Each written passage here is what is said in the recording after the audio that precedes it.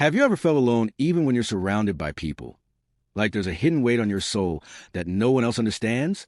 This isn't just loneliness.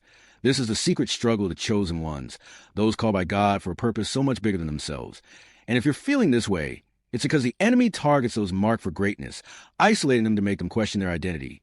Remember Elijah in the wilderness, thinking he was the only one left, when God had reserved thousands who hadn't bowed to Baal. 1 Kings 19, verse 18. And that's the first reason you feel this way. Spiritual warfare is real.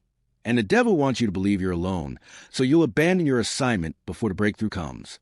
The second reason is that God often pulls his chosen ones into seasons of solitude to deepen their dependence on him, just like Jesus would draw into the wilderness, Matthew 4, verse 1. Because in the silence, he's teaching you to hear his voice above the noise of the crowd. And that's why even in a room full of people, you might feel disconnected, because your spirit is being trained to crave his presence more than human approval. The third shocking truth: not everyone is meant to understand your journey.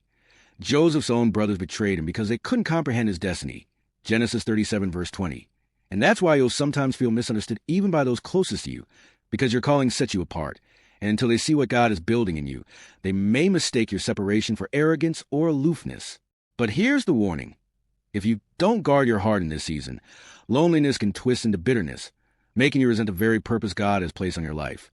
David wrote in Psalm 142, verse 4, "Look to my right and see. No one is concerned for me, yet he still worshiped, because he knew isolation was a furnace where faith is refined." So if you're feeling this way right now, recognize it as a sign. You're being prepared, tested, and positioned, and the very loneliness you're fighting is proof that God trusts you with a destiny too weighty for casual relationships. Press into him. Let him fill the voids no person ever could, and watch how he sent divine connections when you least expect it but most need it.